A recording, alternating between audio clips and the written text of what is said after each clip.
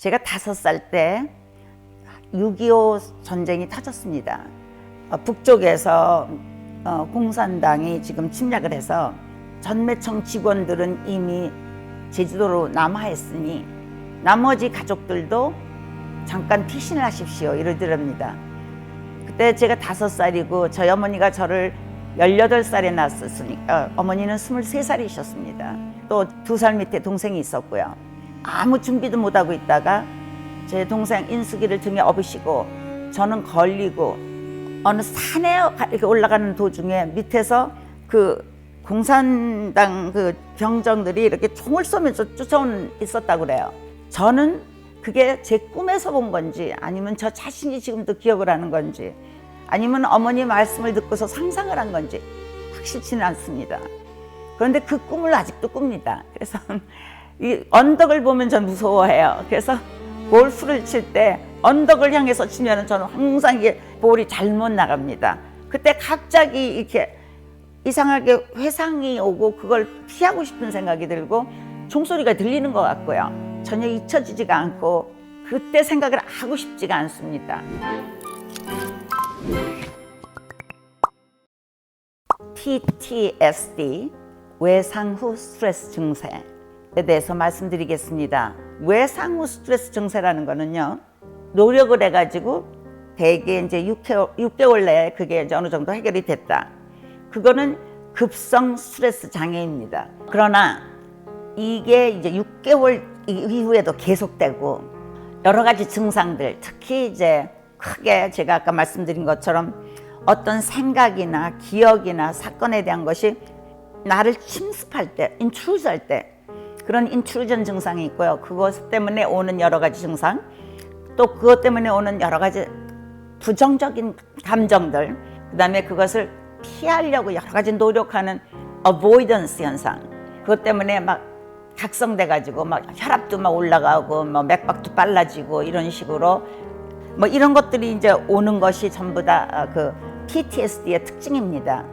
어떤 경우에 PTSD가 오냐면은요, 첫째는 직접 자기가 위험한 죽음이라던가 아니면은 심각한 부상 또는 성폭행 등에 노출이 됐던 것이 자기 자신이 당했다거나 아니면 자기가 사랑하는 가족이나 친구가 당했은 걸 얘기를 들었거나 아니면 그것이 어떤 이제 문제가 있을 때 굉장히 세심하게 노출된 경우, 예를 들면 제 친구 하나가 응급실에서 일을 하는데요. 한번 그 어린아이가 그 부모에게 학대를 받아가지고 왔는데 너무 심하게 그 뼈가 이렇게 골절이 돼가지고 천천히 낫는데 막 이상한 모양으로 이런 걸 보고 나서 그것이 잊혀지지가 않고 그래가지고 그 아주 그 차일드 어뷰스에 대해서 굉장히 심각하게 느끼게 된 그런 경우도 있습니다. 이런 스트레스에 대해서 이제 노출이 됐을 때 자신이나 사랑하는 자신의 가족이나 친구에게 이런 게 있을 때 어떻게 이제 일이 일어나느냐면요, 여러 가지가 있는데 제가 아까 말씀드린 것처럼 인트루전, 침습될 때 그런 현상 중에서 이제 특히 기억이 자꾸 이제 머릿속에서 다시 되살아날 때 인트루전이 되는 겁니다. 침습이 되는 겁니다. 그 다음에 밤에 자꾸 꿈을 꾸는 거예요. 제가 그 공산당이 저를 갖다 막 언덕에 올라가는 걸 갖다 쫓아오면서 총 쏘는 그런 그 악몽을 꾸고, 어린애들 같은 경우는 이제 그런 것을 세세하게 꾸는 건 아니지만 악몽을 자꾸 꾸게 되고요. 그 다음에 이제 플래시백이라고 그래가지고 심하게 당한 것이 지금 막 일어나는 것처럼 과거에 일어난 게 아니라 재생되는 그런 것을 느낄 수가 있고요. 그런 것들이 오면은 정말 힘들죠. 그런 경우를 우리는 해리 반응이라고 할 수가 있습니다. dissociation. 그러니까 이상하게 자기 자신이 자기의 생각과 이렇게 떨어져서 나타나는 거죠. 어떤 비슷한 상태나 비슷한 장소나 아니면 그때 내가 당했을 때 있었던 사람이나 이렇게 자기 자신의 과거를 갖다가 이렇게 회생시킬 수 있는 그런 그 조건에 부딪히면은 더 문제가 심해지죠. 그 다음에 이게 이제 번을 입었던 사람들, 심한 화상을 입었던 사람들은 그런 그 생각이 확 들면은요, 몸이 이렇게 열이 막 올라간다고 그래요. 뜨겁게. 그러니까 느껴지는 거죠. 제가 보는 많은 환자들 중에서 자기 아버지에게 성폭력을 당한 그런 경우들, 그런 사람들은 그다음에 아버지를 보면은 굉장히 힘들어합니다. 그리고 마치 다시 문제가 있는 것처럼 느껴지고요. 그다음에 이제 이런 것을 피하기 위해서 회피하는 현상들이 많이 생기는데, avoidance. 아버지 이런 경우는 자기 아버지를 안 보려고 노력을 하겠죠. 회피하는 거. 그다음에 그런 감정이 느끼지 않도록 여러 가지로 자기 자신을 갖다가 보호를 하는데, 가령 그게 이제 그런 일이 밤에 주로 자기 방에서 일어났다. 그러면은 밤이면 무서워지니까 불을 켜고, 잘 때도 불이 없으면 잠을 못 자고요. 그 다음에 이렇게 으슥한 데를 싫어하고 그런 데 자꾸 피합니다. 그리고 자기가 이제 그런 일을 당했었는데 정말 제일 중요한 현상, 가령 뭐 문소리가 났다, 발소리가 들려서 내한테 가까이 왔다, 그 다음에는 생각을 못 합니다. 그 다음 완전히 이렇게 불락이 돼 버리거든요. 그러니까 일종의 이게 회피 현상이죠. 너무 괴로우니까. 그래서 이것도 일종의 해리성 반응이라고 합니다. 일종의 인간은 자기를 갖다 보호하려는 본능이 있습니다. 그래가지고 우리의 여러 가지 이제 멘탈 메커니즘 중에 우리의 자신을 보호하려는 것 중에는 이제 뭐 어떤 사람들은 아이가 이제 똥 싸고 나서는 너 왜 엄마 똥 쌌어? 그러면은 내가 안 쌌는데 그러거든요. 그러면은 자기는 완전히 믿어요. 제가 보기에는 한국의 어떤 정치가들, 뭐 미국의 정치가들도 그러는데, 그러니까 자기가 한 거 가지고 deny 하는 사람들이 있습니다. 아니면 no, 그러고 I don't remember. 이 전부 다 어떤 점에서는 아주 낮은 레벨의 디펜스, 자기 방어 현상이죠. 그런 방어 현상의 하나로서 이런 큰 어떤 자기가 괴로운 게 있을 때 세세한 것까지 다 하다가도 제일 중요한 부분에선 다 잊어버리는 수가 있습니다.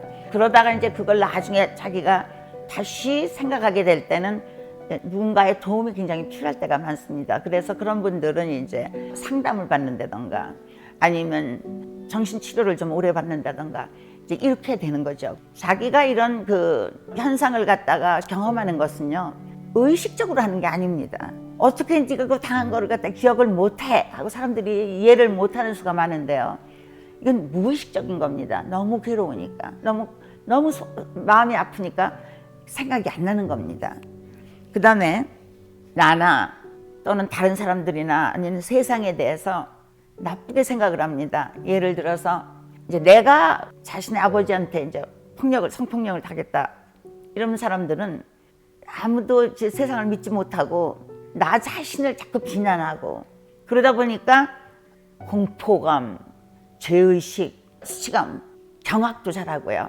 이런 여러 가지 부정적인 감정을 많이 느끼게 됩니다. 그리고 이제 어디 참여를 안 하려고 그러죠. 가족들이 모인다던가 친척들이 모이는데도 안 나가려고 그러고, 어떤 때 직장에도 안 나가고, 사람을 대하는 거니까요. 그러니까 사람을 못 믿게 되니까 자기가 살고 있는 남편이라던가 아이들과도 가끔 어떤 때는 사이가 멀어진 것처럼 느낄 수가 있고요. 이런 문제가 해결이 안 됐을 경우, 그리고 이제 기쁨이라던가 행복이라던가 사랑이라던가 그런 걸 잘 못 느끼게 됩니다. 이런 사람들이 자기 파괴적 행동도 합니다. 그래서 이런 분들이 자살 기도를 많이 하고 자살에 성공도 많이 하는데요. 제가 보기에는 우리 한국인들이 굉장히 자살이 많지 않습니까? 지금 OECD 국가 전체 평균의 한국인들의 자살률은 배입니다. 그래서 이것이 어떤 점에서는 뭐 조울증이라든가 우울증에 대해서 많은 분들이 모르고 치료를 안 받아서 오는 것이 대부분이지만, 그래도 이런 6.25 사변 이후로 생긴 PTSD, 외상 후 스트레스 증세가 많이 영향을 끼치지 않을까, 저는 그렇게 생각을 합니다. 좋은 치료는 뭐냐면은 어떤 심각한 상태라든가 나쁜 것에 자기 자신이 다시 익스포즈를 해가지고 그거에서부터 자기가 이제 새로운 감정을 느끼고 그것으로부터 이렇게 벗어져 나오는 그런 과정을 이제 경험을 하면은 그게 많은 치료가 됩니다. 자꾸 이야기를 하라고 하는 거 좋습니다. 저도 지금 그래서 자기 얘기를 갖다 이렇게 하는 이유는, 여러분들도 그런 일이 있다면은 누군가에게 이야기를 하시고 또 그걸 통해서 마음의 안정을 느끼시고 새로운 경험을 하시기 바랍니다. 정상이 자꾸 있다는 거 가지고는 병이라고 안 합니다. 그것이 얼마나 오래 지속되면서 얼마나 많이 우리의 생활에 지장을 주느냐, 손상을 주느냐, 이게 이제 중요한 것이죠. 어린애들을 기르는 어머니들이 굉장히 조심해야 될 것이, 자기는 체벌이라고 생각을 안 하고 아이들을 이제 이렇게 매질을 하시면은 그것이 아이에게는 굉장히 큰, 죽을지도 모르고 부상을 당할지도 모른다고 생각을 하니까 이건 큰 그 외상후 스트레스 증세가 됩니다. 그래서 아동 학대를 받은 사람들 중에서 굉장히 자살이 많습니다. 제가 지금 보는 환자는 28살인데 지금도 이 바깥에 나가는 걸 무서워해요. 왜냐하면 사람들이 자기를 해칠까 봐. 그리고 자기가 제일 무서워하는 게 손이래요. 그래서 왜 손이 무섭냐 그랬더니 엄마가 손으로 자기를 많이 때렸고, 그래서 지금도 이게 손이 무섭다고 그러더라고요. 학대 받은 아이들 중에서는 PTSD가 많고 자살을 할 수 있습니다. 여러분, 학대를 받은 사람들은 그것으로부터 벗어나기 위한 치료를 받으시고, 부모님들은 아이들을 체벌을 해야만 된다고 생각하시지 마시고 말과 자기가 행동한 것에 대한 결과를 책임지게 하는 식으로 아이들을 양육하실 수 있었으면 참 좋겠습니다.